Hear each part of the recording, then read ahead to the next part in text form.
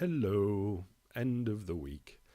Let's start with this chart, which is the US trade deficit in billions of US dollars. That's actually the blue line, which goes from 1980, where it was effectively zero, up to where it is now at just shy of $400 billion. The interesting thing about this chart is the red line, which is the GDP of India, the entire country of India, 1.1 billion people, and everything that goes in to make up that GDP of India is at the moment just upwards of 400 billion, which gives us an idea of the size of India as an emerging market, and in comparison to the actual trade deficit of the United States of America, very similar number. Quite incredible if you want to think about it. Old Paulie in the New York Times gives us rabbit hole economics. Reading the transcript of Tuesday's Republican debate on the economy is, for anyone who has actually been following economic events these past few years, like falling down a rabbit hole. Suddenly you find yourself in a fantasy world where nothing looks or behaves the way it does in real life. Now, I knock Paul Krugman, many people knock Paul Krugman, but he is far from stupid. When it comes to reading this article, which is one of his longer pieces on what the Republicans in the United States are talking about, it's the Republicans that are talking nonsense and not Paul Krugman. But let's go to the bottom and finish with this. It's all pretty funny, but it's also, as I said, terrifying. Now, I think I should throw in and say that just because the Republicans are talking nonsense, it doesn't mean that everything that Paulie Krugman says is good. Krugman can talk nonsense as well, and does, but it just so happens that he's pointed out real Republican nonsense on this occasion. Anyway, the Great Recession should have been a huge wake-up call. That's in the economic malaise that we're in now should have been a huge wake-up call. Yes, hello, anybody out there? We're talking about it. But so many other people are totally and utterly stuck in the past. And some of them are not just stuck in the past, they think the way forward is to go even further back into the past. Nothing like this was supposed to be possible in the modern world. Everyone, and I mean everyone, should be engaged in serious soul-searching, asking how much of what he or she thought was actually true, or what he or she thought was true actually isn't. Either way, anybody that thought they knew what they were talking about when it came to economies should be giving themselves a damn good scratching at the moment to find out whether the basis that they based their ideas on are holding up or not. But the GOP, what is GOP? Is it the old party, great old party or something like that? I don't know. Has responded to the crisis not by rethinking its dogma, but by adopting an even cruder version of that dogma, becoming a caricature of itself. During the debate, the hosts played a clip of Ronald Reagan calling for increased revenue. No politician hoping to get anywhere in Reagan's party would dare say such a thing now. It's a terrible thing when an individual loses his or her grip on reality, but it's much worse when the same thing happens to a whole political party, one that already has the power to block anything the president proposes, and which may soon control the whole government. And again, that's not to say that the Democrats are talking sense. This is just to point out that the Republicans are just not talking sense. News blog. We're over in Europe now. Portugal's debt crisis. Younger people can't live within their means. John Henley, looks like it's The Guardian, is travelling through Portugal, Spain and Italy and Greece to hear stories behind the European debt crisis. Here he talks to a woman who believes the young will fare the worst. We grew up in a different age, she said, this Portuguese lady. Portugal was poor then, and we only have to go back 10 years. We know how to live simply and economise. Lots of older people around here, particularly in the countryside, still grow their own vegetables. We shop very sparingly and can live on very little. The younger ones aren't the same. They don't know how to live within their means. That's the problem. And unfortunately, I do feel sorry for the younger ones that have been brought up by the older ones to not live within their means. It's not their fault. They've been taught to live this way.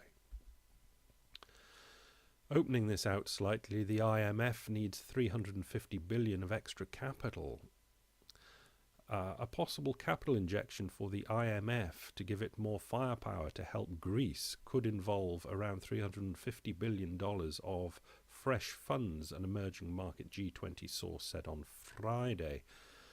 The source, speaking at the start of a two-day meeting of the group of 20 finance chiefs in Paris, said any IMF recapitalization deal would not be part of the crisis plan, etc., etc. What we have here are the emerging markets countries saying to the IMF, we will, any way you choose, not any way you choose, we've got to agree with it, but we want to plug you full of money. Basically, countries like China want to diversify away from the United States. They want to also have less risk on what they are investing in, and they want to help out in Europe, who are their customers. So it's more of this vendor financing. So they're willing to say, if the IMF issues extra bonds, saying they're willing to buy them, and the IMF that can go in there and bail out whoever they choose to bail out. But at the base of this is the emerging markets, the emerging markets trying to buy influence with their newfound wealth. Asia braces for economic downturn. Don't need to read all this, I don't think. Central banks in much of Asia are rapidly turning dovish as worries about the global economy supersede inflation fears, forcing a U-turn on monetary policy. What we have here was inflation really getting out of control in most everywhere that wasn't the OECD West. But they're kind of getting what they wished for, which is a slowdown in inflation, but unfortunately the slowdown in inflation is being caused by a slowdown in the global economy. So they are now trying to lower their interest rates to keep their economies going. You could say it's worked out very well for them, but it's going to be a delicate balancing act. Financial Times again, Asia Pacific. India's inflation continues to soar amid slowing growth, and here's an example of it, but the inflation bonus hasn't pulled back for them yet in India. India's inflation remained stubbornly high in September, raising the possibility that the country's central bank will hike interest rates to a new high this month, despite growing signs that Asia's third largest economy is slowing down. And they've got, you can see in the second paragraph there, inflation is just under 10%, which is worryingly high. Right, now this next picture up is an example of what I'm going to finish with, which is female pubic hair. I know it's not an economic subject, but, well, inflation, deflation, something like that. Anyway, an interesting article on females' pubic hair, which is an interesting enough subject. We must have all noticed in our lives that through our lives, the female pubic hair has either been shrinking or and or disappearing completely. So this article goes trying to explain the phenomena. So it starts with the idea that two things happened just before pubic hair disappeared. The timing is not arbitrary. I will reverse the sequence. In the 1970s, the female teen body became an erotic fetish. In 1974, Larry Flynt began publishing Barely Legal, with frontal shots of 18-year-old girls. In 1976, underage Jodie Foster played a 12-year-old prostitute in Martin Scorsese's Taxi Driver. In 1978, Brooke Shields did the same in Louis Malle's Pretty Baby, and both girls were underage when they played these parts. In what preceded this, that is significant. The female teen fetish went mainstream after feminism rose to challenge male predominance. It was in 1972 that the Equal Rights Amendment, requiring that females and males be treated equally by law, passed out of Congress. Feminists wear hairy. Female body hair was a feminist badge. In armpits, on legs, and particularly at the big V, it was the hairy girls, I recall, who were most likely to demand their pleasure. Their pleasures, in fact. The feminist was not feminine. Just like Goya's nude, she didn't just want to be looked at. This eroticization of young girls recaptured the pure feminine, the subordinate, hairless, vaginal females against whom a man was clearly a man.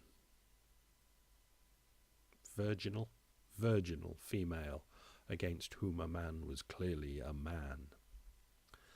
Later in the article, another snippet for young women. For young women, the removal of pubic hair becomes a painful rite, my daughter Hannah explains to me, a proud marker that you unashamedly own your sex, that you are ready, accessible, and you demand your own pleasure. It is an erotic sacrifice, not unlike young initiate warriors suspended with hooks in their shoulders. It is a display of badness, not only for the man who dares to get that far, but for other women in the gym or the shower room, before whom you show you are willing to go to the limit, to endure a measure of pain for your pleasure, and are thereby owed a measure of awe by other women. Later.